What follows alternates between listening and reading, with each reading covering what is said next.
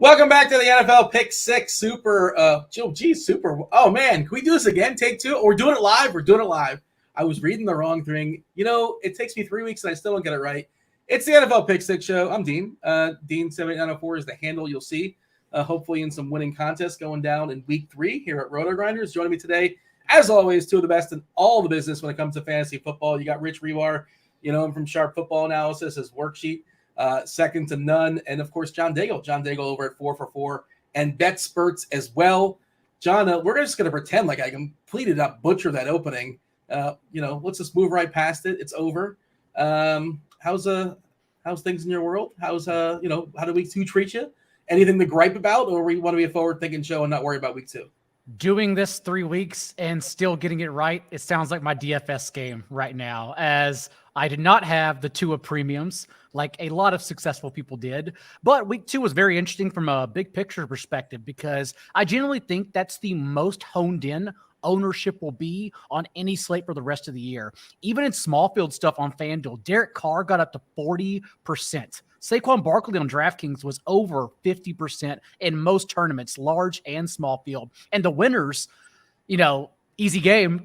Winners, all we did was talk about the afternoon chalk and the afternoon slate. The winners just avoided it, basically. They just literally stacked the early on, and that was their strategy. So I thought there were a lot of good takeaways moving forward, even though I was not successful. 40% ownership for the Bengals and the Million Maker was an interesting conversation as well. They were 2-2 over there. Yeah, I mean, and I understood both perspectives on it, and the people had some takes. And of course, you're playing the results. Obviously, it didn't go well, and did not have to spend that much more, basically the same price for the Jags, who shut down the Colts, who were pretty punchless. Of course, they were injured and dinged a good bit as well. We do have a lot of good quarterbacks, a lot of good games this week. I love it. The slate is chaos. It's just good luck. Pick the right offense. Yeah, well, that's the thing. It's interesting, and we'll kind of dig into it. But like, opportunity cost is real at quarterback this week. All the good quarterbacks were basically playing. Not all, a good chunk of them were playing on Thursday or on Monday or Sunday night, and we kind of lost them on the main slate last week. And that's one of the reasons that elevated Derek Carr this week. We got Josh Allen for the first time in the main slate in a matchup against Miami. That's one of the 3 featured games. And of course, if this is your first time here, appreciate it. Thanks for joining us. Thanks for not, just throwing the podcast away after I butchered that intro. Like, what kind of amateur hour is this nonsense? What we do, we focus on 3 games, 3 main games on the slate, break it down from all different angles, and then we run it back, give our favorite plays position by position amongst players that are not in those 3 main games. Rich, how did week 2 treat you? Tua and Lamar and that Miami-Baltimore game went absolutely bananas. It was fun for sure. I had some good pieces. I had him with Amon-Ra. It did not. I did not close strong. I did not bring in Mariano Rivera. Unfortunately, I brought in James Conner, who got hurt. I brought in Jacobs, who was terrible, and Wilson, who got siphoned at the goal line by Juszczyk, I feel like, for the 70th time. But it was a good week for your boy, at least on FanDuel. How about yourself? It was the same as week 1. I've now played DFS for 2 weeks this season, and my net profit is $6. I haven't lost anything, but I haven't won anything either. It's just like I kicked the can both weeks. Not a ton of like great fun, and I had none of that. I was on the other side of that Ravens game. I even bet the under, so I got double dragged on that. Oh wow! They ran the opening kickoff back too. Like the second that happens, you bet under. You're like, this is like immediately dead. And then that game just absolutely went nuts. So you also talk about being on the other side. Let me try to one up you in saying my pivot from the Bengals defense was not 2,300 Jags, who we talked about last week and we liked, and they got steamed on FanDuel because they were the stone man. They were 3K. Everyone played them, and it made so much sense given the 90 plays and 70 minutes of football the Colts were coming off. I instead went with the other $2,300 defense, which was the Dolphins. So to see a kickoff returned and their score immediately drop, it's like, okay, it's going to be that kind of day right now. Why? I don't understand. I'm taking some umbrage here at DK. Why is that the defense fault? Like, why should those points be lost? The defense didn't yield those points. I mean, whatever. I guess it's a technical. Listen, why is defense in DFS period? Why is team defense in fantasy football period? Team defense is the worst thing ever. It should be banned from all leagues. It makes no damn sense. It's the dumbest position we have by far. Is week 1? No, what kickers actually like make some sense though. Like there's a defense doesn't make sense. All you're doing is playing the other team's offense. Like no one's playing good defenses. They're picking they're picking teams based on the opponent. Like that makes it inherently is flawed logic. Especially it's stupid that it exists. Especially on a slate like week 1 where ownership was flat because we talked about it. Like there were so many good plays that no one really got over 30% really. And yet every tournament winner, all they did was roster 0.3% Steelers. Like that's it. It's like, oh, hey, the defense is what changed the slate. I don't want that in my DFS. Get that out of there. This shit's hard enough. Yeah, I mean, there's variance in everything, but the extreme variance of defenses, especially the ones that kind of pop out of nowhere when no analysis, no foresight can tell you, like, this is the defense that's going to score 2 touchdowns for no particular reason. Hey, I'm being told in the chat, those that are watching YouTube, what's up, chat? Kindly hit that subscribe button. Kindly hit all the buttons, hit all the things. We appreciate that. We like when you watch with us live. Of course, most people watch on the playback. They watch, they listen to it, on their podcast, whatever their podcast of choice is. But Travis Mangone, friend of the show, is telling me, can you confirm, Miss Daigle, is it your birthday? So I don't know how many of the old bits like ancillary jabronis, and how I'm obsessed with Mike Williams anytime he's basically cheap on a slate, Dean. But one of the other bits that carries over from Eric Crane's existence, RIP, is that I don't celebrate my birthday. And so what happened is that rather than not allowing me to not celebrate my birthday, everyone celebrates it every week in the chat. So my birthday is actually December 5th. Don't write that down. But since it annoys me, what has happened is that everyone now celebrates my birthday every single week. So I still appreciate everybody. Also, shout out my daughter. It is her 10th birthday today. She'll never listen to this, but shout her out. She doesn't listen to your 15th fantasy football podcast. No, I have a 17-year-old son who could care less, like, a fantasy football. Like, he plays fantasy football, he loves it, and doesn't care anything I have to say about anything about fantasy football related. Does he ever pick your brain for his teams? No, he doesn't care about anything I have to say about it. Absolutely nothing. He's being intentionally rebellious. Is that what's going on there? He doesn't care. Does he not know that you write for Sharp Football Analysis? Does he not know about the worksheet? Like, I don't understand. That's absurd. Doesn't care. He's got his own takes to fire off. Fair enough. And yeah, I fell for the okie doke there in the chat. I wasn't aware of the old bit about your birthday. It's funny because Travis is the one who brought it up. And Travis, this is a weird thing. And he has a birthday week. You guys do that? The birthday week? You know about this, Rich? Yeah. Sometimes either the birthday week or the birthday month, exists. Is that weird? No. That's a little too self-important. Really? I'm big on birthdays, man. I think birthdays are the one, like, legitimate. That's your day, man. Like, it's a big deal. Like, it's your day. It's not your week. It's not your month. It's your day. And just because I don't celebrate mine, I clearly celebrate my friends because just a few months ago, Dean, I don't know if you saw the photo, but I literally drove to Cleveland on an early Saturday morning. I got up at 4:30 in the morning, made the drive to surprise Rich at his 40th birthday party. Mm-hmm. So I gladly celebrate my friends all the time. Yeah, nice. It's a great birthday gift. Look, I missed that email, by the way. I wasn't aware. Didn't know that was going down. It ended with Chris Pratt, Jurassic Park at 2 a.m, so you didn't miss much. It's okay. I just watched the very first Jurassic Park for the very first time about like 3 months ago or so. The original? Yeah. Look, I'm Dean. I'm proud of you, Dean. Review? It was fine. Yeah, it was fine. Okay. So, I mean, there was dinosaurs. There was a park. Wayne Knight was eating. Spoiler alert: is statute limitations. Whatever. It was fun. I don't need to see more. I think I had my fill, and my understanding is that they get progressively worse. Is that correct? You don't need to see any other ones. Yeah, I love movies, but I don't really care for like just things randomly blowing up or dinosaurs or CGI. It's not my thing. But good for them. And if you enjoy it, have at it. All right. And also preface this podcast with spoiler alerts from 1993. What is the statute of limitations? I don't know. But, Not that. Yeah. One person out there is so angry. Like, wait, Newman gets eaten? Unbelievable. I mean, how many people knew his name was Wayne Knight? Like, you're in the minority for sure. Yeah. Fair enough. All right. Sponsored by Thrive. We'll be telling you guys about Thrive later on in the show, how you can get a pretty sweet deposit bonus, also some free tickets as well. 12-game main slate, and it's good, man. It's good stuff. John, as always, you picked the 3 games we're going to feature. As always, I was 2 for 3. I did not anticipate the third one we're going to be talking about, but I'm looking forward to it. The very first game here, John, Buffalo versus Miami, 52.5 as far as the total in Miami. Buffalo is 6-point favorite. Buffalo looks like the best team in football, and Miami coming off their biggest victory I don't know, in 20 years, 30 years, or whatever. They won some playoff games when nobody cared, like against the Colts so many years ago. But like that was like really, really exciting. I'm down here in Miami or the Miami area. I'm close enough. My friends are super excited about the Dolphins. So the people are up. The people are excited. Tua looked legit. The offense looks legit. If anything, it's fun, if nothing else.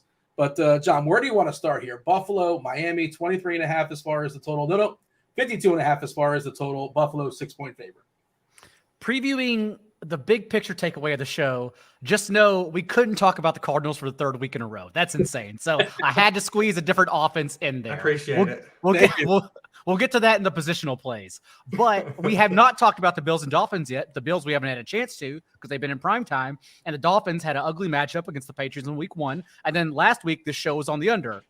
It RIP'd us, but we were on the under. So now we get to talk about them. And what we've seen is that the Dolphins are at least doing things differently this year. They averaged the league's highest pass play rate on early downs when within one score of the Ravens this past game. And then last season, remember, Tua actually completed just 50% of his passes, 10 to 19 yards from the line of scrimmage. That intermediate level of the field where Mike McDaniel's crossing routes and scheme shines. But this year, he's completed nearly 70% of those passes. The issue now, since we're talking about Tua at his peak, is that the Bills have actually allowed the fewest receiving yards in that range of the field on the intermediate level. And there are still question marks, really, how Tua fares under pressure, since he's only been under duress at the league's 5th lowest rate through 2 games and has only averaged 5.5 yard depth of target in those situations. Whereas Buffalo's defense, we look and they've only blitzed 3 times literally all year, and they've still registered the league's highest sack rate. So I think there's just a question mark, really, about what they will do. And I don't have an answer for you. I think it's just an interesting watch this week. Well, maybe Rich has an answer for us. What do you think as far as the Miami offense? And I did see, obviously 2 weeks, small samples. It's a sample we got, but the target tree, it's all Hill and Waddle. I think, what is it, 70% of the yards? I saw a number out there on Twitter. I'm sure you have it, John, or something to that extent. I'm sorry, Rich. But this Miami offense, it's Hill and it's Waddle. There's everybody else. Of course, you had that sweet catch from Gesicki in the end zone and that awesome celebration as well. It certainly wasn't Chase Edmonds, who was on my teams with, well positioned and the really. He was cheap on Fanduel. He was very cheap on Fanduel. That's where I had him, and he got kicked out of the rotation basically until the end. Mostert basically unseated him. I don't know if that's going to be a week-to-week thing, depending on or. Do you have anything on that, Rich, as far as the running back situation? Is it going to be a mess going forward? There's really no clarity as far as Mostert versus Edmonds. Well, I mean, I wrote about this in the worksheet last week that in week 1, Chase Edmonds had the worst rushing yards below expectation. So I just wonder if Mike McDaniel and the staff went into that week thinking he also left a lot of meat on the bone and they were going to switch it up. I mean, this is who Chase Edmonds has been, though. Like the way he was used in that game last week, that's who he's been his whole career. Like that kind of guy that's always been a third down role. We want him to get more work and just never kind of happens. And here we are again, right? 2 weeks in and it's already kind of popped up. The Dolphins, though, in general, were a team I was just immensely excited about all summer. I mean, I remember going on a show with Dwayne and Ian Hartitz and trying to sell them on this offense because I was like, they're building a Madden offense. They're just they sorted by one attribute and speed. And we're just going to get all the fastest dudes on the field that we can. I mean, look at the past 3 years, the Miami Dolphins. They were 31st, 32nd, and 29th in touchdowns scored outside of the red zone. Last year, they scored 3 touchdowns outside of the red zone. They've got 3 already in 2 weeks.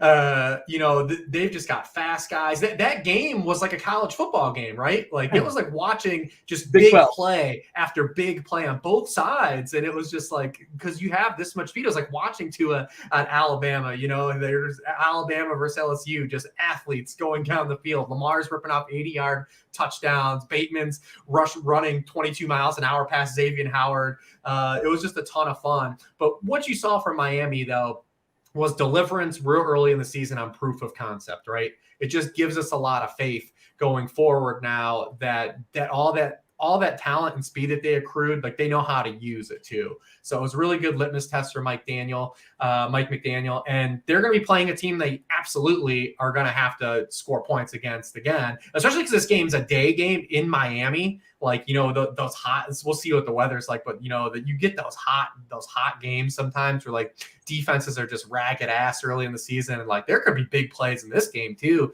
on both sides. You look at the Bills. Dane Jackson had that, very scary injury on Monday night. We don't know if he's going to play. And if Dane Jackson doesn't play, I mean, you're basically talking about, elevating, 2 rookie cornerbacks into playing a lot of snaps. Now, Christian Benford's already played a lot of snaps, but we've seen with the Bills, with having to play their younger players now in the secondary, because that's like the one spot they didn't really they upgraded through youth instead of free agency, and not having Tre'Davious White, they've just been camping out in zone all game and relying on those 2 really good safeties, Micah Hyde and Jordan Poyer, to just kind of play center field. So yeah, it's going to be interesting to see how it's approached. The one thing that I am watching though in this game is the Bills right now, following what I just said. The Bills are second in the NFL in pressure rate right now, and they blitzed 3 times in 2 games. This Miami offensive line is still quite a work in progress. So that's something I'll be watching just to see if the Bills can keep continuously getting home with 4, because they lead the NFL in pressures and sacks with just a 4-man pass rush through 2 weeks. So yeah, that's something I'm really looking at in this game. Is that a team philosophy? Is that the way they're going to be going forward? Is that in part because they've been ahead both games heavily? I believe it's certainly against Tennessee, they were well ahead. And I think their first game against the Rams there, at least took them a while, but they separated themselves, right? I think the first week was probably a little bit, matchup sensitive, but they're playing young guys at cornerback too, right? They're not putting those players in bad spots. The strength of this defense now is the upgraded pass rush. And when you have 2 rookie cornerbacks that you're counting on playing snaps, why put them in terrible spots? Look what the Titans did on Monday night when Christian Fulton was declared out. Look what Stephon Diggs did to those guys. They put those dudes in just ridiculously terrible scheme fits, right? You can't ask guys to guard Stephon Diggs that have never played in the league. And that's what the Bills at least didn't do that against the Rams, right? They didn't say, oh, we're going to go out here and just play man coverage and see what Sean McVay can cook up. Rational coaching prevails again. Yeah, McDonald looks like a good one. Small sample. And I think coming in, a lot of people are optimistic about him as well. Hill or Waddle? You got to pick one, Rich. Who's your starting point? Oh, Hill. Listen, there's no knock on Waddle. Just Tyreek Hill has a resume, right? And when he got traded, and we wrote about this trade, look at all the guys he's elevated over his career. Getting to play with Patrick Mahomes was a gift. It was a perfect marriage. But he's gotten to play with guys like Alex Smith and had a top 5 wide receiver season. When Matt Moore filled in for that month, he was still wide receiver 1 for fantasy. Tyreek is just a one-of-one type of player. And then when you put both these guys on the field, it just kind of opens everything up. They haven't even involved Cedric Wilson yet either, at all in this offense. They've got speed on reserve still. Yeah, it's basically been Hill and Waddle. They've been phenomenal. Tua, Hill, Waddle, that was a great way to start your teams last week. Run it back with Andrews, and you're good to go. Throw in some Amon-Ra, and you're in the money for sure. John, if you got to take as far as Hill for Waddle, by all means, fire away. But jump over to the Bills. We presume – we don't know. We're recording this on a Wednesday night. Davis, I believe, was questionable for practice or limited practice, or he was either out. He was not fully back, but we'll see. We'll figure out what's going on with Davis later on in the week. Your thoughts here, John? Yeah, and for Cedric Wilson, since he got banged up last week, we have to see how he plays, because we also know they kind of just slid Mike Gesicki into his spot. And I'm not playing Mike Gesicki. I'm just saying, in week 1, ran a route on 40% of the dropbacks. And then last week, when Cedric Wilson got banged up, 64% route participation. But overall, the Bills are just fun, right? They're an engine that can't be stopped. They've now scored 27 points at least in 9 consecutive games dating back to last year. And you wouldn't know it from their first 2 wins, but Josh Allen has attempted 69 passes so far, and only 6 have been thrown 20 yards deep. 63% of his passes have come within 9 yards of the line of scrimmage, as they've experienced the 2-eye safety outlook. So they understand what's going on. It's the same thing that's kind of happening for the Bengals right now and struggling. But in these 2 games last year, and this is what makes it interesting against the Dolphins and DC Josh Boyer, Allen was blitzed on 49% of his dropbacks. And that made sense in 2021, since he completed just 58% of his passes for 6 yards per attempt against the blitz. But this year against the blitz, it's been a different story so far. Rams and Titans sit in the house on 28% of his dropbacks, and he responded with a 68% completion rate and 9.5 yards per attempt without taking a single sack. And so it is just a different engine this year. And so I'm excited to see what they can do, because right now we don't think anyone can stop them. Rich, can anybody stop Buffalo? Outside of this ownership and there's other places to go, we have to like Allen, we have to like Diggs, right? These are just good pieces. They're good players, and you're going to want some shares if you're making multiple lineups. No, I mean, this is like a running sample into last year. Like the only thing that really slowed the Bills down was like playing in shitty weather. Like at the end of the year, like they played that one game in like the sleet against the Colts. They played a game in the snow against the Falcons. They played obviously that wind game on Monday night against the Patriots. But like go up and down everything. Outside, remember they had that one Jaguars game, right? Like where they no-showed. And that was like really it. Everything else was just playing in weather. I heard that they're building a new stadium in Buffalo, and the designers are building it so like wind can't come through the stadium. They're not doing a dome, but like they're designing it so like actual wind can't like come through. It'd be something to keep tabs on. But they just keep scoring buckets of points unless the weather's bad. Yeah, I mean, it's phenomenal. And you're right. Like if they played in any other place, like they could really use a dome. Like historically, I guess they've used the elements to their favor, but the way this team is built, they don't want those elements to be let in at all. You talked about Miami, like once upon a time, it probably still, like I remember many years ago, there was a long streak where they just were like undefeated at home in September because of the humidity. The humidity would just wear on opponents. They don't expect it. Have you ever seen that stadium where the sun lies? So, well, they changed it because it's Hard Rock now. They've added a certain amount of protection on to cover it, but I don't know how much is actually covering the field now. But the fans are covered to some extent. But I've been in that stadium before, in that sweltering heat, and it's unbearable for Marlin games many years ago. So at one Eastern kicks, the sun is only on the visitor sideline. Okay, even still, that's the thing. Yeah, that works out perfectly. It's absolutely a thing. That's some Jerry Jones diabolical Mr. Burns shit. It's funny. I was thinking I was trying to make a Simpsons reference as well as far as blocking the sun, and I just didn't quite get there, and I moved on. All right. Anything else in this game, boys? As far as it's going to be a fun one. You're going to want some pieces. It's a tough one to fade. We got anything else here, John or Rich, or shall we move on and talk about? Oh, go ahead. The only concern is to watch out for Stephon Diggs. I imagine at 7,700, he's going to be the highest rostered receiver on DraftKings, and he warrants it. You just gotta be careful here. Well, who else are we going to play Josh Allen with? That's true. Yeah. Even if Davis that's the only thing with the Bills that I can see. It's like we're all chomping at the bits. We haven't had the Bills, but like, yeah, they're like still as much as we want to play Josh Allen. Like, there's only really kind of one clear stacking partner. With where Gabe is, it looks like he's trending towards possibly playing. He got a limited practice in today, but like, who are you playing? Isaiah McKenzie, Dawson Knox, like any of these running backs? You're not enthused about that. Yeah, the other part of it is like, yeah, first time Josh Allen on the main slate, first time Buffalo on the main slate. And also people are chasing like, oh man, I can't believe I missed out on Miami last week. I don't want to miss out on it again. This game's going to be so, I mean, look, whatever. There's a whole bunch of games. There's some other games that are appealing that we'll talk about. You can only roster so many players, but we're going to see plenty of ownership in this game. Like, it's not sneaking up on anybody like the way Baltimore and Miami did to some extent last week. Let's move on and talk about Detroit, the Lions, another super exciting football team. The Lions in Minnesota, 6-point favorites, 52.5 point totals here.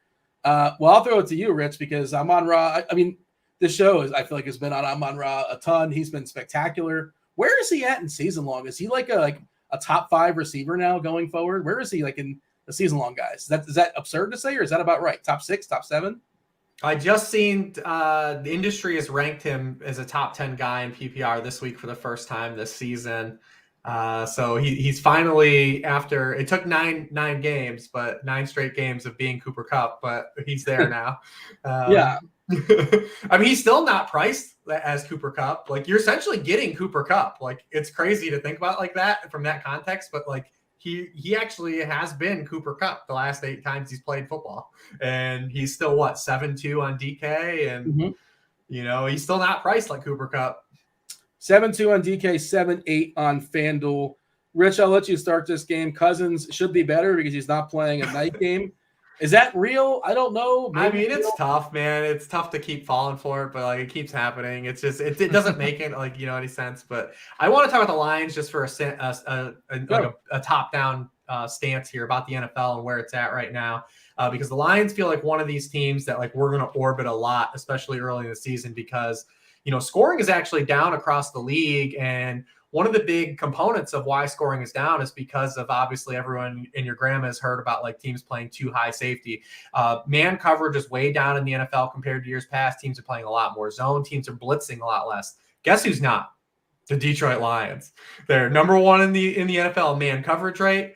They're fourth in blitz rate. Like they're out here trying to make things happen and be aggressive on defense, and they're getting shredded for it. And also they're able to score points now because all these good players they've accrued the past couple of years, like Amon-Ra St. Brown and DeAndre Swift, that can produce electric plays. The Lions have scored 35 and 36 points. It's the first times they've scored 30 or more points in the first 2 weeks of the season since 1970. And they're paired with like this aggressive, not good defense. So like, it's kind of like a team we want to stack a lot weekly, just because they're not one of these teams that are going to sit back and this, and just nuke people with cover 2 and make people throw 6-yard passes all game because they don't want to give up big plays. So yeah, I mean, the Lions feel like one of these teams we're early on, like this is our stacking buddy. So the Lions either recognize like, well, we're not good enough personnel-wise, so we got to take some chances and hopefully make some good things happen. Otherwise, we give them a touchdown, which we were going to do anyway if we just kind of sit back and chill. Is that sort of their approach? Yeah, mixed bag. I mean, they don't really have like really good safeties. Their cornerbacks are young. Obviously Omen Yar's was out last week, so like he's probably going to be out this week too. I can't remember if he was put on short-term IR or not. I think he was. Not 100% sure, but they're starting to add some pass rushers, but it's just an aggressive mindset, right? Like the NFL's too good now. If like you're going to play man coverage with the way the game is called and the amount of athletes we have, on offense, you're going to get cooked, man. You're just getting cooked. There's too much talent. And if they're going to do that against Justin Jefferson, yeah. Though I will say Monday night was like, it was so night and day how Justin Jefferson was used. It was almost like they were just forcing him the football where he was creatively being used in week 1, like being scheme open. Like it felt like a problem Monday night where they're like, we're just jamming stuff to him that wasn't there. But, we'll see what kind of coverage he gets this week, inside against the Lions.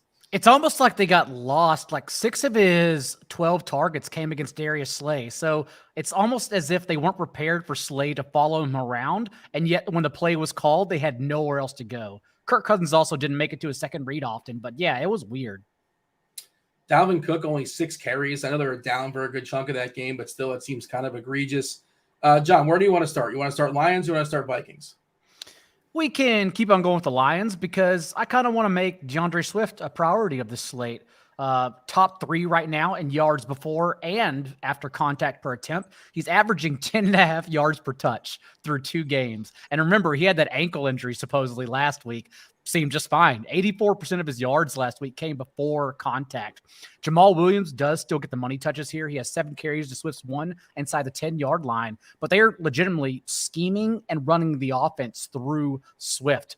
And the Vikings have only faced 38 running back carries so far, but have allowed 5.2 yards per carry to opposing backfield. So yeah, I actually want to answer here with Swift, even though Amon-Ra St. Brown is also still a priority.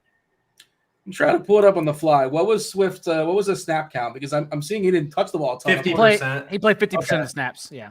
Yeah. And he only had 7 touches, but man, this guy, he's the guy, like if he just had a full workload, like he might be like the RB1 the rest of the season. Like if he just had the full workload with the context I laid out with the Detroit defense, like if we just had a full workload for him, man, he would go to the absolute moon. And this offensive line is not even healthy yet. This is fully healthy, one of the better offensive lines in the NFL. And they've started the year banged up. Vitai's been on IR, Ragnow's been in and out of the lineup. So like if they get healthy, man, he could just get a little more workload and get healthier as the season goes on. Like, man, he could be electric. Rich, how do you feel about like rostering these quarterbacks as a starting point? Because again, this is a quarterback opportunity cost week with Josh Allen, Jalen Hurts, Lamar is back. You got that Stafford game with Kyler. That game could go back and forth theoretically. Mahomes, we talked about Tua, or maybe we're just playing Jefferson and we're running it back with Amon-Ra, that kind of thing. Like that's certainly another way to go. Which route do you prefer? Do you like the idea of playing Cousins or Goff? Like certainly they could get there. Neither really have legs, but they got to get there through like 350 and 3, which is possible. Which is your preferred route? I mean, on the surface, objectively, I think Cousins is the better play. But, looking at industry rankings, like Cousins is already being ranked as like the QB 6 or 7 this week. So like the industry is like going to propel him, right? Like you're going to hear about this all week. Kirk Cousins is going to be in a bounce back spot. They're home favorites against this Lions defense, all the things that I laid out. But if Kirk Cousins is a guy that's going to be like really popular, like Derek Carr was last week, like how excited are you to like roster like Kirk Cousins at like high ownership? Like not at all. Definitely not something on my agenda. And then Goff is just as exciting as it's been to start for the Lions. Like Goff still, last week, he completed just 58% of his passes, 7.5 yards per pass. And he kind of got there just on touchdowns. Like, are we going to count on him to throw 4 touchdowns a week to get there? Like the peripheral stats still weren't very good for Goff. So it's really tough. Obviously Ed Donatel, you're going to get like a ton of that Fangio zone defense, quarters, cover 6 stuff from him. Obviously that Jalen Hurts absolutely decimated that on Monday night. But, since Goff has joined the Lions, he's thrown for just 6.6 yards per pass attempt to get zone coverage. That's 28th in the NFL.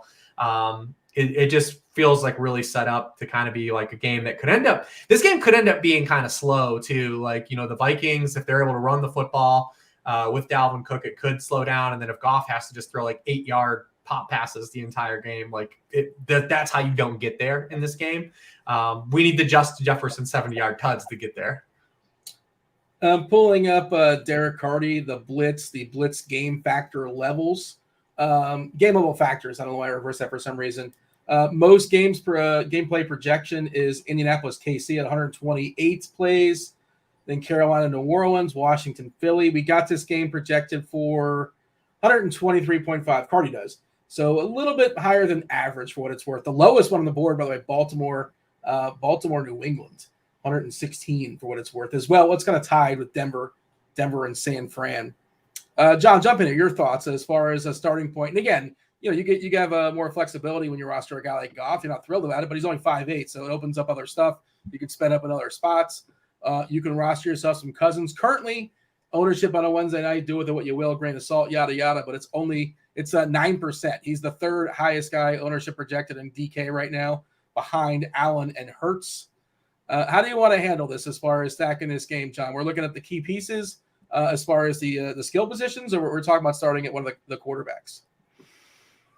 That's what makes this slate so interesting, is that even I'm still trying to figure out where the hell do we save money at, because we're trying to get to everyone. I have a few ideas, but it's tough. And we do know Detroit has faced the third most passes from 11 personnel, which we know the Vikings lean on, and they're allowing 8 yards per attempt from it this year. So we do believe in a Kirk Cousins bounce back. What I'm really trying to figure out, though, is like last week, except last week on DraftKings, I think Devontae Adams was 1,100 less than Cooper Kupp, and thus Adams became 40+% rostered and Kupp became 9-10% in both large and small field.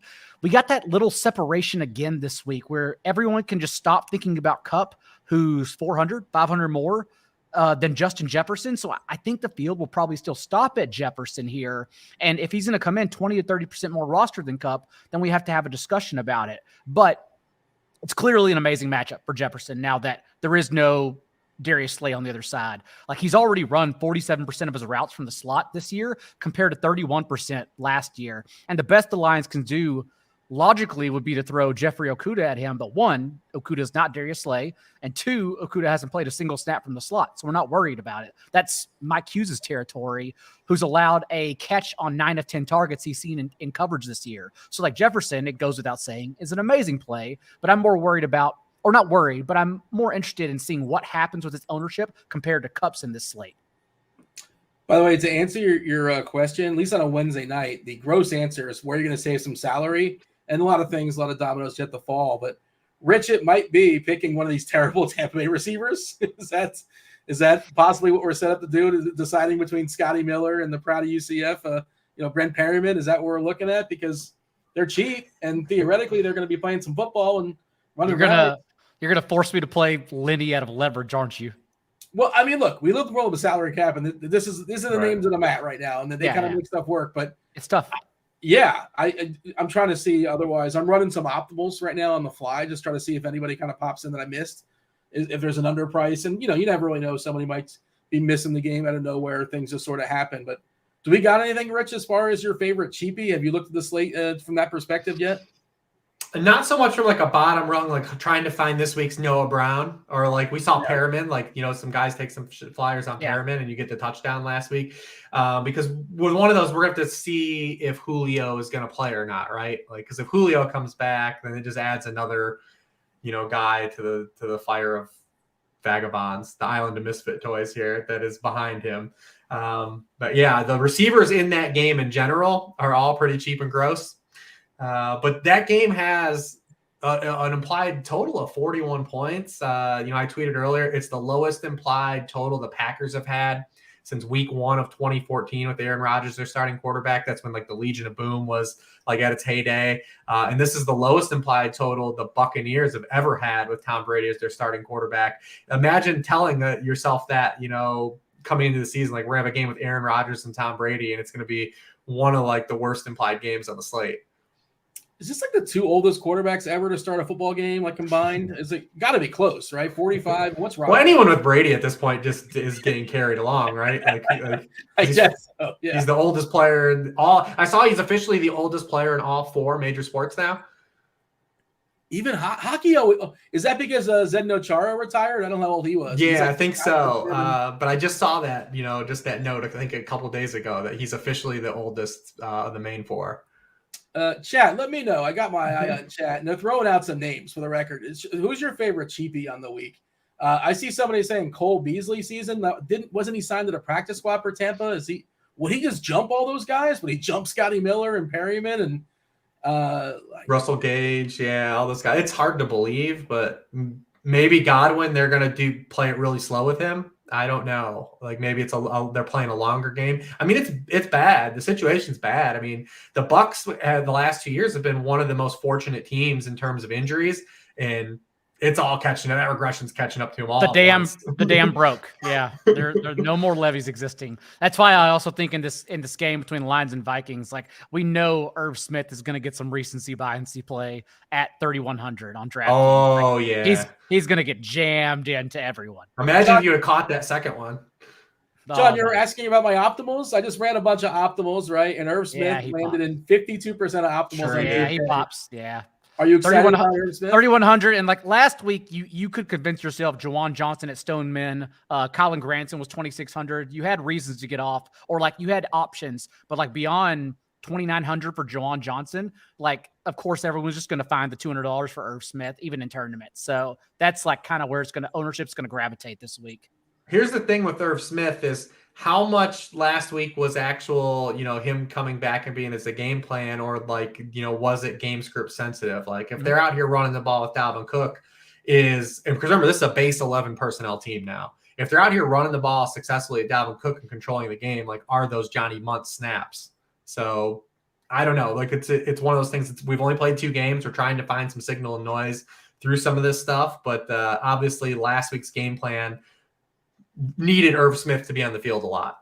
And that's why, again, I don't know how you fit him, but if you want the leverage, like Dalvin Cook is a great play. Like 20 carries week 1. You even said it, Dean. Game script knocked him out of last week, but he's still run a route on 71% of the team's passing dropbacks, and he's averaged 5.5 yards per carry from 11 personnel, their base personnel, like Rich just said. So like Dalvin Cook is still an awesome buy low and just like a player to just take faith in this game.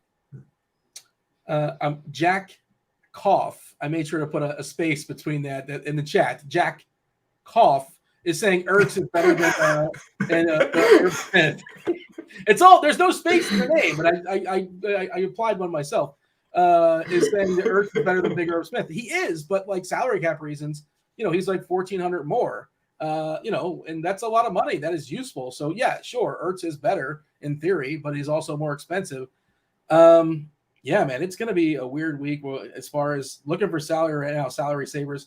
Indy, we'll see. But it looks like Pittman's probably going to come back, and we'll see with Pierce. He's 3.5K, but if Pittman doesn't and Pierce does, I don't know, man. I'm trying to create some sort of like a salary cap loopholes, but there's really nothing showing. And I saw, you're not going to want to hear this name either, folks, but Jacoby Myers at 5K is somebody that looks kind of sort of interesting. And he popped up with a knee injury today. Yeah. And the way they phrased it, that they'll evaluate it at the end of the week, is never good. Like, it never sounds good. So it may be Nelson Aguilar popping in those old optimals. Nah. that secondary for the Ravens is horrific. But you guys, like Rich, you feel good about any Aguilar or Parker or Bourne or Lil Jordan Humphrey? You feel good about any of this stuff? They're all I mean, how do you feel about the Patriots offense that's played out exactly as we thought once they told us that it was going to be helmed by Matt Patricia and Joe Judge?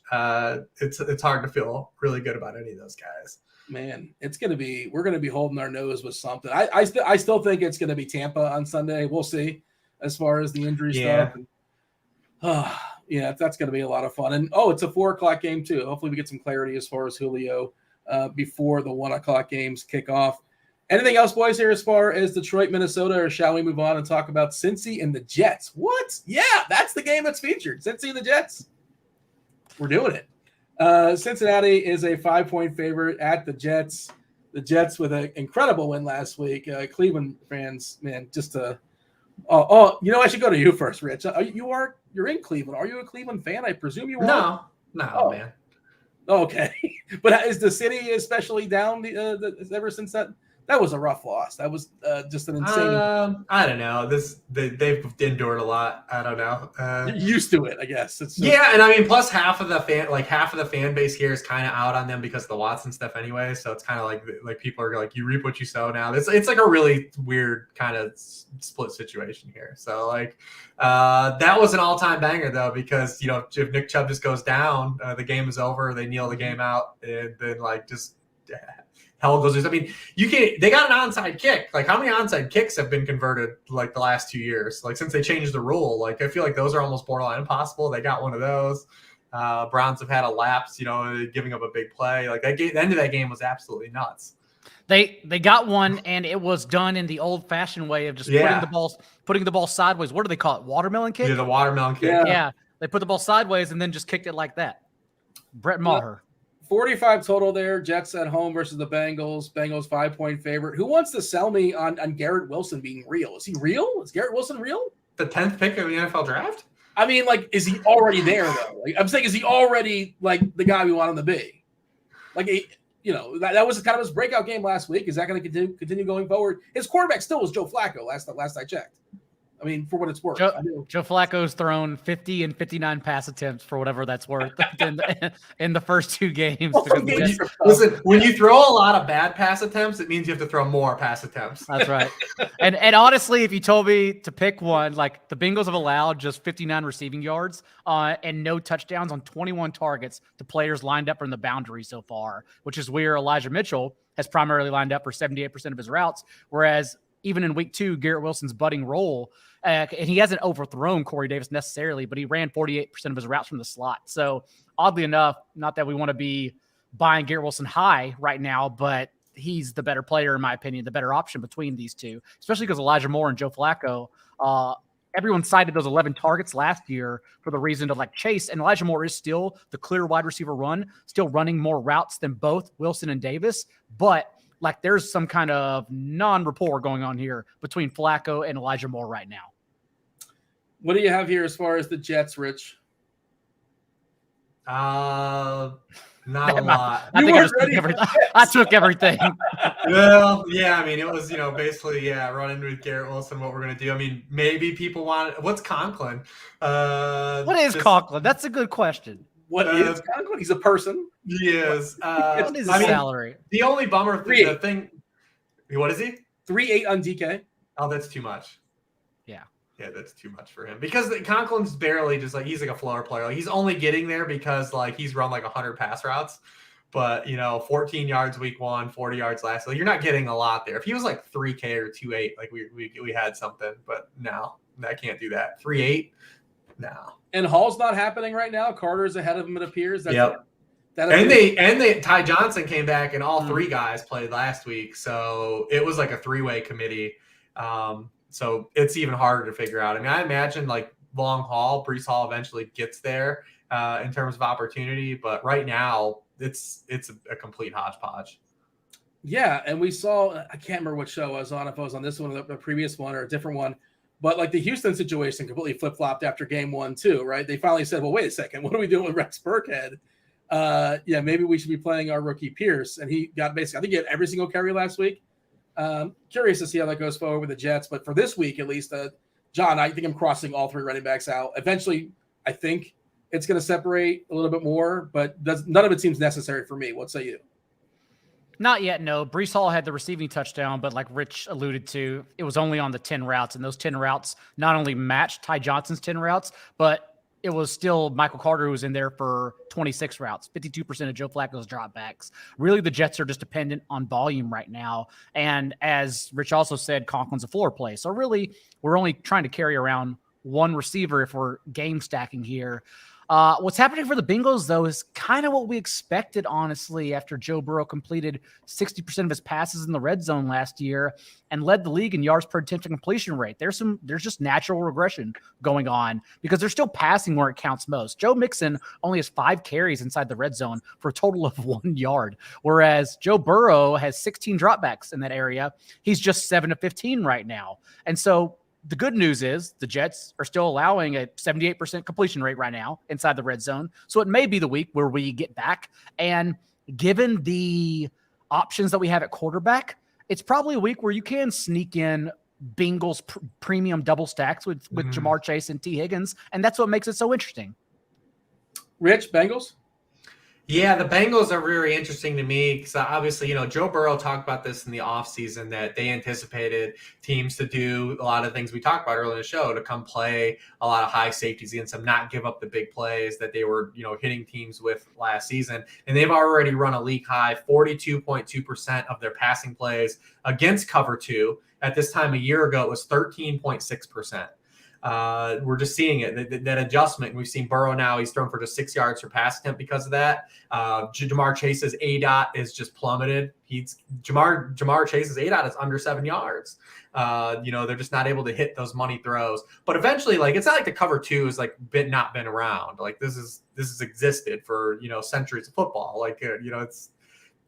They're going to figure this out. They're going and maybe this is a spot to do it. Maybe the Jets don't even run a lot of cover 2. Remember, these two teams played a year ago. The Jets only ran cover 2 for 9.8% of Burrow's dropbacks in that game when he threw 3 touchdown passes.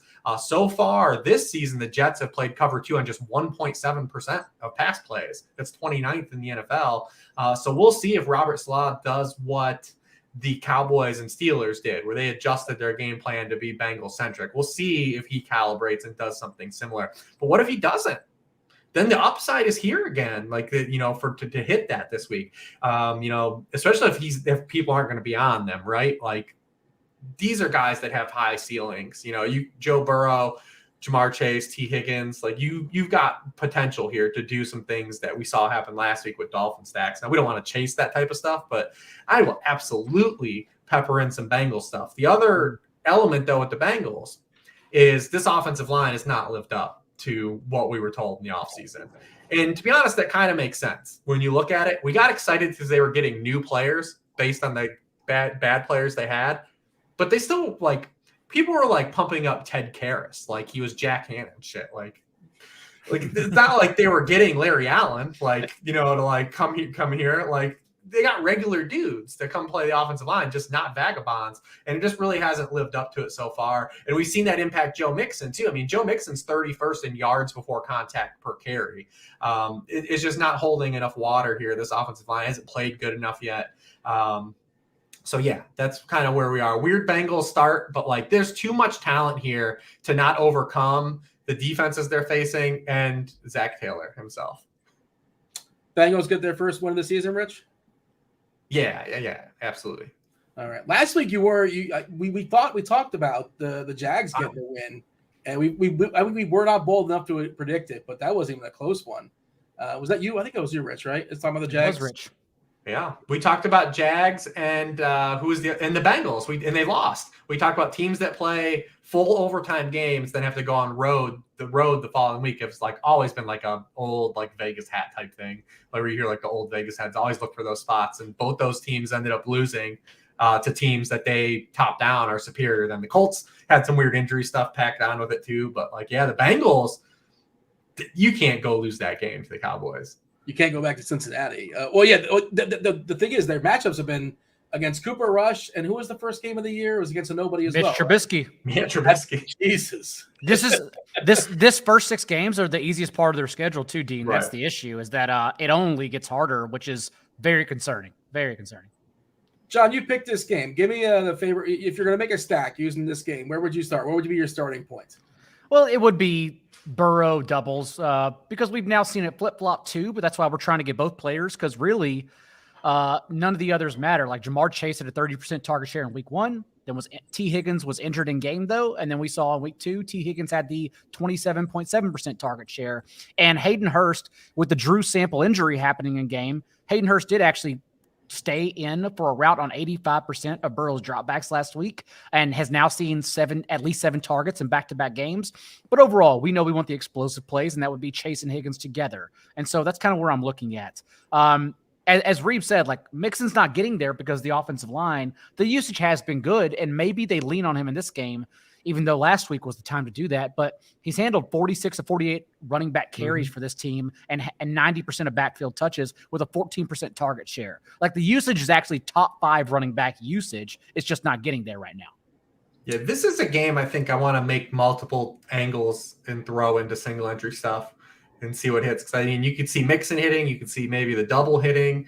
Definitely kind of want to play. Remember these two teams played a really fun game last year. That was the Mike White game. You know, where everyone got kind of enamored with Mike White. Michael Carter had like a ridiculous game. We talked about Michael Carter on this same show in this spot last year when he was like 5,200 on FanDuel and he went nuts.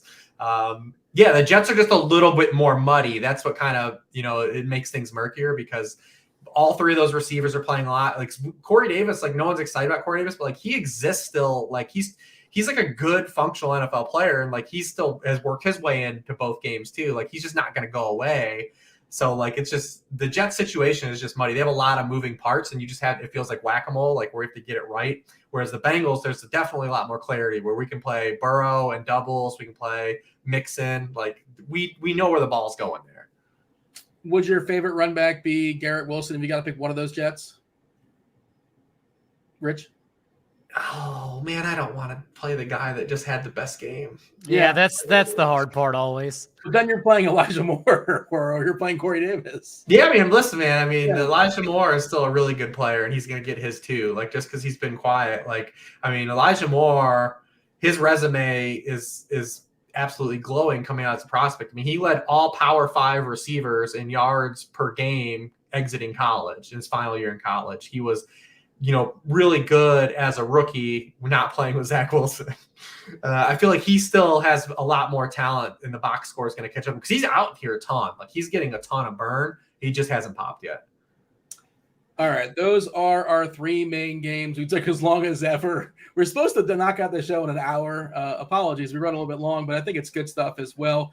Now we're going to run it back and give our favorite plays position by position, not in those 3 games. Before we do that, we do want to thank our sponsor, Thrive. If you're not aware, check out Thrive. Join in on the fantasy prop action this NFL season with Thrive Fantasy. It's an easy-to-play, no salary cap style contest that revolves around over-under style player props. Each prop has a fantasy score associated with the prop. The riskier the prop happens to be, the higher the fantasy score you get. It's true vice versa as well. The easier it is, the less points you get. Rack up the most points for your share of the prize pool. We have a pretty sweet deposit bonus as well. Use the promo code Grinders when you sign up. Deposit bonus up to $250 as well as free tickets. How do those free tickets work? Well, again, 100% deposit bonus up to $250. Use the promo code Grinders. You get 2 free tickets, 2 $20 free tickets to enter in the contest if you deposit between $100 and $499. Don't deposit $499. That makes no sense because if you deposit $500, you get 6 free $20 contest tickets in addition to the 100% deposit match bonus up to $250. Terms and conditions do apply. Check out RotoGrinders review page for Thrive Fantasy in the description for more. All right, so amongst the quarterbacks that we have not talked about, we kind of named them in passing. But, John, who is your favorite? Again, we have Hurts. We got Mahomes. We got Lamar. Not the most exciting game environment there in New England. Herbert, maybe. We'll see. Amazing. What a warrior last week for sticking in the game and covering the spread. Stafford, Murray. Who's your favorite quarterback that we have yet to talk about, John? My favorite part was that he passed on getting a first down with an easy, wide open 4-yard run, and instead went for a throw that maybe one other quarterback in the entire NFL makes over double coverage or the very next play with that injured rib. So good for Justin Herbert. I don't know which one Rich wants me to say for him. I'll leave Jalen Hurts for you. I'll talk about Patrick Mahomes because, like I talked about last week, Patrick Mahomes gets his good friend Gus Bradley again, who, as we discussed again last week, led the league by a wide margin in cover 3 with the Raiders. And then this year, 64% of Indy's defensive snaps have come from cover 3. He refused to change that game plan last year when he played Mahomes in both matchups. And that resulted in Mahomes completing 74% of his passes for nearly 9 yards per attempt, 664 yards, 7 touchdowns, and no picks against the Raiders last year. And what I like about Mahomes, too, is that when we ask, where do we save money at? I don't know if anyone's going to play these bad receivers and cheap receivers for the Chiefs, honestly, after last week's performance on national television. So I kind of like playing Mahomes. It's very familiar to 6-round Mahomes and redraft leagues where it's like, hey, we're getting a value right now and we get to play these bad receivers with him, but they're cheap. So that's how I save salary on the slate is cheap little Mahomes double stacks. Do you have a favorite amongst the Juju, MVS, Hardman? I hate them all, but if you told me to ask which ones, right now it'd still be Juju and MVS, who continue doing nothing, even though they're top 2 in routes run on the team. So that's kind of the stacks I've been playing with to save money at receiver. Rich, quarterbacks? Yeah, I'm excited to see the Mahomes play out because it's a lot like we talked about Robert Saleh and the Jets. Like, are they going to keep doing things that like other teams have had some success with?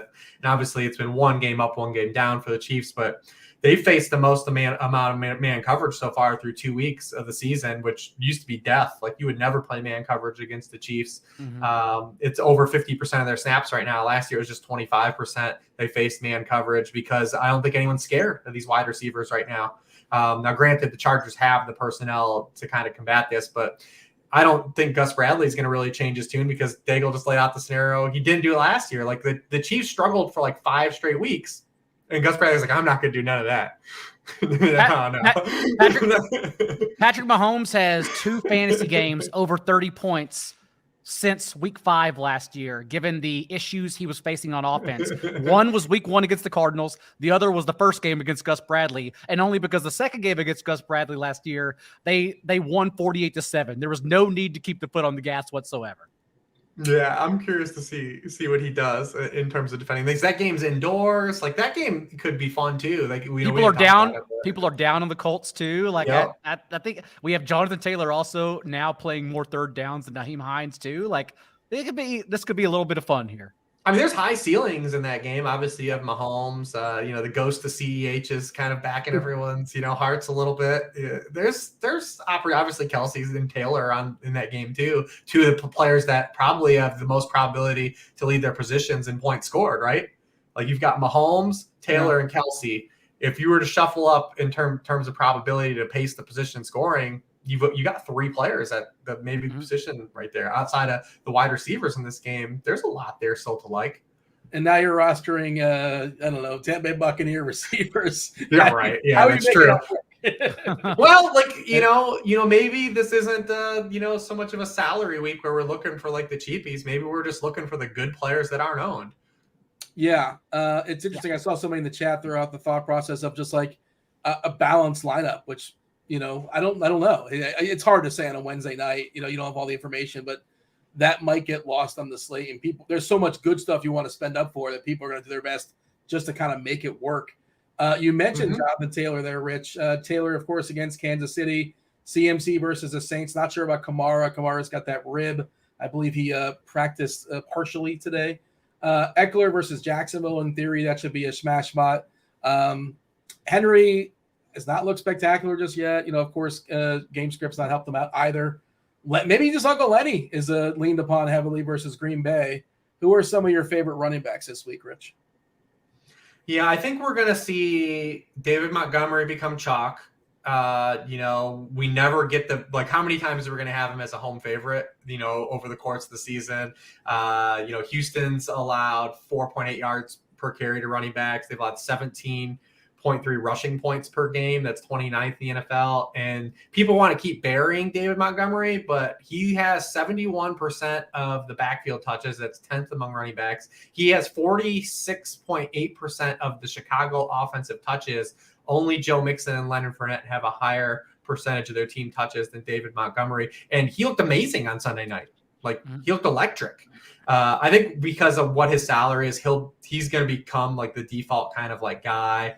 I do like Lenny because I don't know how popular that game is going to be. And a lot of people just did chalk Lenny last week in a really bad spot and like he didn't hit. But he's getting a way better matchup than he had last week, against Green Bay. They've allowed 6.1 yards per carry. They were faced David Montgomery, the guy we just talked about, and he's got 26 and 23 touches. Rachaad White has a bad drop. Like, they still trust Lenny a lot. But yeah, I honestly think we'll see Monty become chalk. Damian Pierce might be the guy people get cute with because all the usage was kind of where we thought it would be. And like, maybe it's just kind of, catching some of that flop lag, and maybe that game has better game script, for the Texans, but I don't know if I'm going to go to that route. So, how you ran those optimals earlier? I put a threshold as far as I didn't have anybody play anymore 70% as far as hitting the rosters. There was only one player hit that 70% threshold. It was David Montgomery. Really good price there with 5.9K on DK. What was second was Lenny Fournette. So there you go. It's going to be a fun week for sure. But I agree. The Montgomery, it feels like if nothing else, like a good cash game piece. We'll have a different for tournaments. What do you have, John, as far as running backs? Honestly, Rich took all of them. So I know we make it a point to make sure this show is over an hour 20 every week, but I think we can move on to wide receiver. I'll let you set the table. Go ahead. Like, hey, Cooper Kupp, is he worth the 10K? Probably. But how much does that hit the rest of your lineup? How about the meta? I mean, like, so far through 2 weeks, the meta has been just paying for these elite wide receivers. Do you think it flips at all? And like the running backs fight back? Not this. I mean, I think Kupp is going to crush again this week. All he does is he's averaged over 11 targets per game since last year. Like, all he does is crush, and he never lets you down, unlike all these other players. Devontae Adams even got there with the touchdown on the 1 yard line, oddly enough, probably because Josh Jacobs wasn't doing anything with all his carries. But like, other than that, like, Cooper Kupp is the one person who just doesn't fail you. Justin Jefferson failed you. Devontae Adams pretty much failed you at 40%. Cooper Kupp doesn't go anywhere. I do like the thought process though for tournaments, flipping the game, flipping the slates with paying up for Taylor or CMC or Eckler. Not really sure how that's gonna fall. I'm just gonna spend out at receiver as a general principle. John, you go first here as far as receivers. Go for it. Okay, we're looking for Keenan Allen's injury. I'm sure Big Mike may get steamed. I don't know. Maybe he gets lost since there's so many good players here and is priced slightly above him. But if Keenan Allen's out, I'll go right back to Mike Williams, who had a 30% target share last week and has now played 6 career games where Keenan Allen has logged less than 30% of the team snaps, and he's scored multiple touchdowns in 2 of those, but he's only failed to reach a 22% target share in 1 of those 6 contests. So he's still the guy we want, despite that week 1 performance where he was bracketed and had a 4-yard depth of target. And then I already mentioned all the cheap options for the Chiefs as well. I'm still trying to figure out where else to pay down at, because I'm sure the optimals, Dean, are probably showing, at least from what I'm seeing, Zay Jones and Mac Hollins, and we ain't going there. So I don't know what else to do. Zay Jones in 16% of lineups. Marvin Jones in 16% of lineups. Christian Kirk's 3%, probably because his price got hiked up, but he's been spectacular so far. Amon-Ra, where did he crack? 30% for Amon-Ra. Allen at 32%. Again, we don't really know as far as his health, but it is the Jags, and he did participate for what it's worth. He's expected to participate. He's not going to – I don't think he'll be played. If he comes back from injury, I don't think anyone's going to play him. Yeah, that's what makes me think, though, that this slate is made to go like with like 5 to 7K wide receivers instead of like just taking a punt. Yeah. Who are your favorite 5 to 7K receivers? I mean, looking at it, well, Sun God got over there, right? He got over the hump. So 7-2. he is. Yeah, so he doesn't make, but I mean, that's still like on the line. Like you don't have to It's avoid too cheap. that because he's 7-2. Hollywood Brown is 6K. A lot of people want to keep avoiding the Rams, but the Rams just keep getting blasted by wide receiver ones. A lot of people forget last year they were 26th in the NFL in points per game allowed to wide receiver ones. And this year, Stephon Diggs roasted them week 1, and Drake London got them last week. He's 6K. I still think he's totally in play. At 5'8", London is 5'8". Like he still looks really good. Juju's at 5'5". That still looks pretty appealing for the reasons we laid out earlier. A gross guy in that same run back, if you want to do a mini, I think it's a really good spot for Tyler Lockett again. The Falcons have just been kind of killed out of the slot, and that's where he runs 40% of his routes. No one wants to do that mini, but or you can do your Pitts Lockett mini if you want to do that. But yeah, those are some names kind of in that area that are in that price range. Looking at it, obviously we don't know if Keenan Allen, if he's not back, that would make Big Mike a really big smash. You would just jam Big Mike in at 6'7" if Keenan's out again. So yeah, there's names in there in that area. You still have Curtis Samuel getting a ton of looks and opportunity. Yeah, we got guys, man. I'm very happy, by the way, you went on that rant about Kyle Pitts last week because you basically foresaw, like you envisioned everyone's reaction on Monday morning and you had already spoken about it. And I kind of want to play him now this week because I feel like now that everyone has had that rant, that like no one, I feel like a lot of people are just like, well, show me something now. Well, I don't know. I don't know. I feel like a DFS, he will get steamed. Because in DFS, everyone wants to be ahead of the curve. And so unlike redraft, where even I just want to sit his ass already, in DFS, everyone wants to play him. So I've kind of been looking for ways to avoid him. Well, there was the coach quote, but basically this isn't fantasy football. I'm trying to win games or whatever. And of course, he's not doing that either.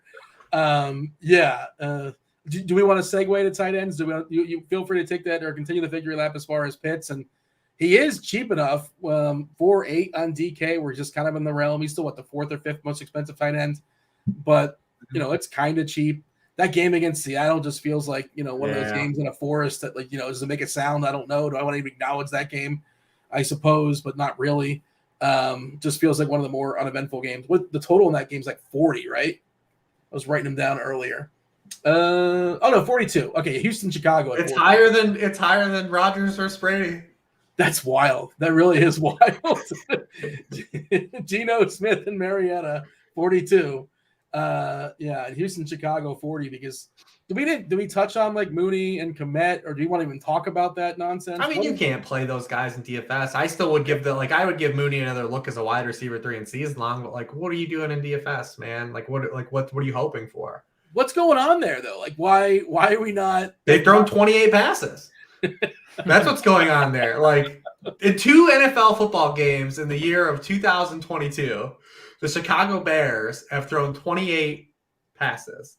You have to go all the way back to 1978 to find a team that threw the ball fewer times than 28 times the first 2 weeks of an NFL season.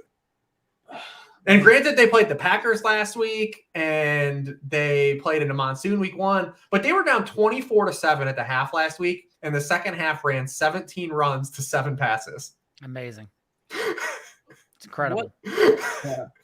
I don't know, man. What are we doing? Who wants to lead off tight ends? Listen, is our guy the poster of this show just going to keep being Tyler Higbee? Yep. We're going to make it a weekly thing with Tyler Higbee. 4-5, getting a bunch of targets every week. If Tyler Higbee could catch, oh my gosh, this dude would have some lines the first 2 weeks. You see that throw Stafford threw to him in the end zone last week that he dropped? I'm not sure if I caught it. I have seen him drop the ball several times this year. Yeah, he's been putting him down, but he's got 5 or more catches now in his past 6 regular season games. So you're getting a bed of receptions even for him not being able to catch because he's getting a lot of targets. A-Rob's not dead, by the way. Just throwing it out there. He can still play football. Tyler Higbee may be an analogy for Allen Robinson.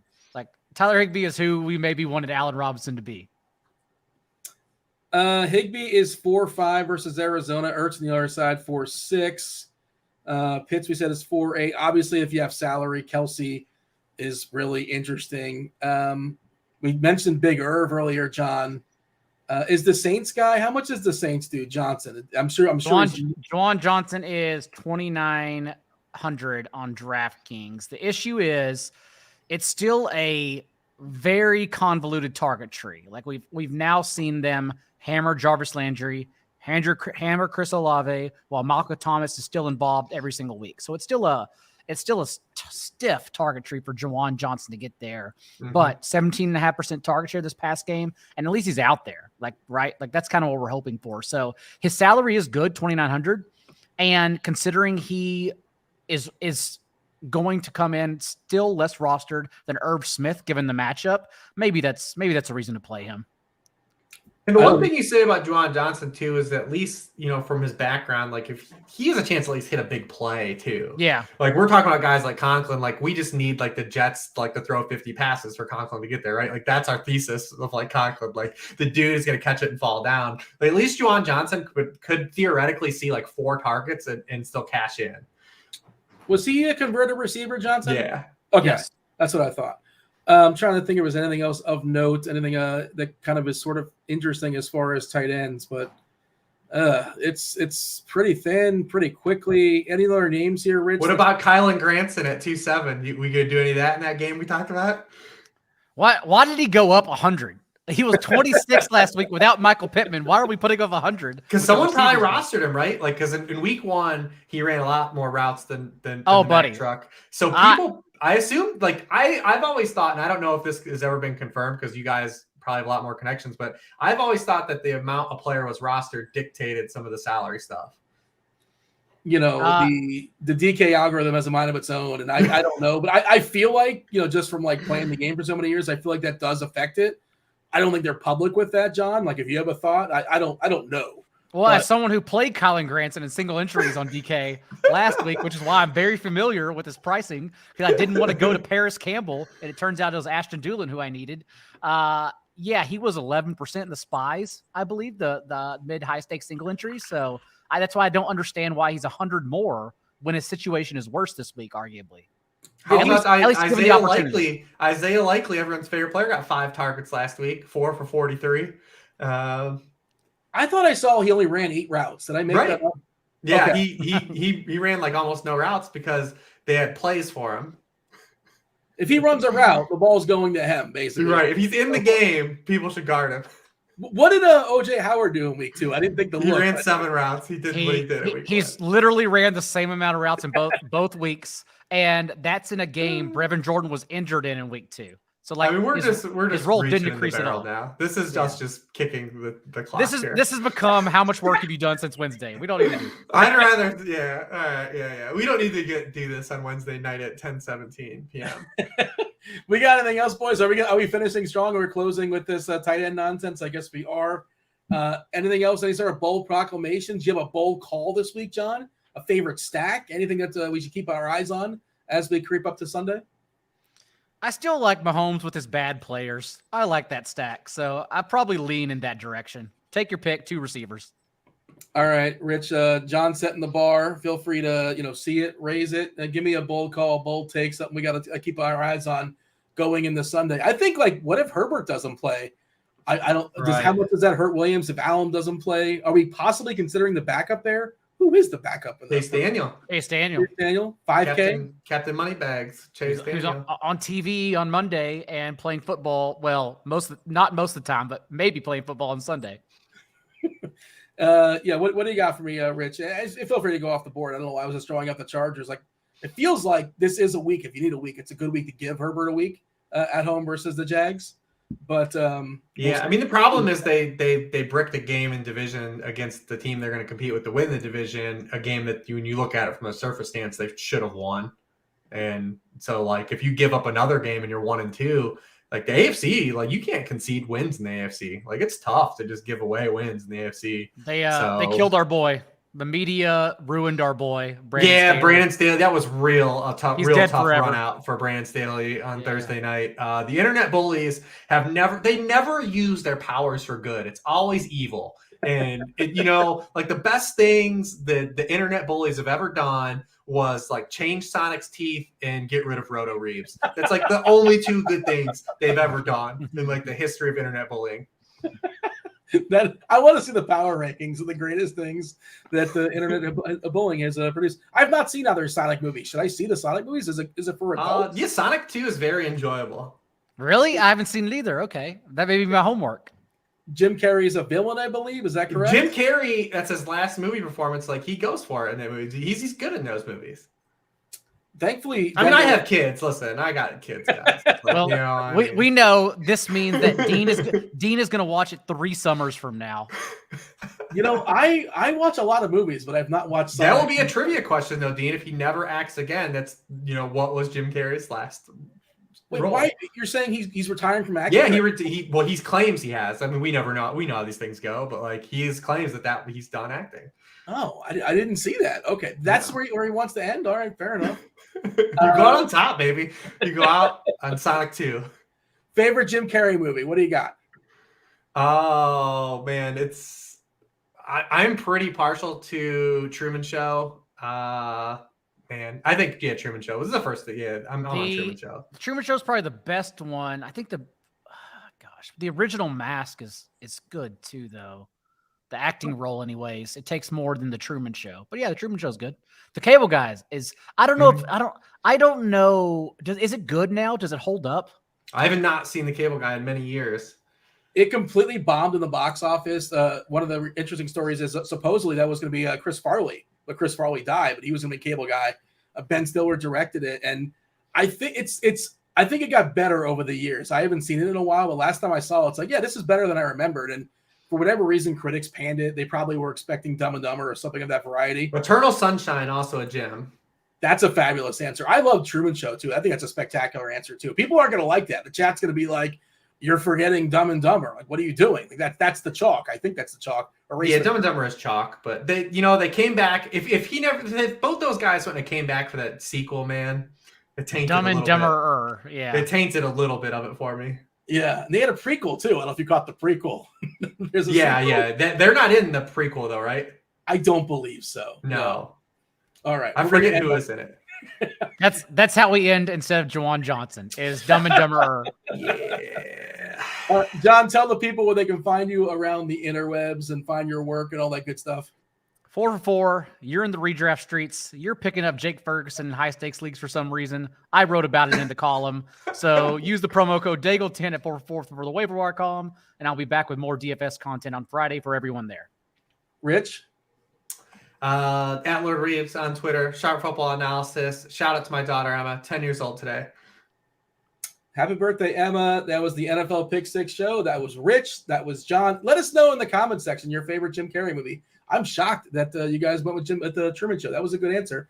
And Eternal Sunshine. I think that's 1, 2. Good job. Well done, guys. John, Rich, producer Steve, I was Dean. Thanks for listening. Good luck on week 3. We're out of here. Holler.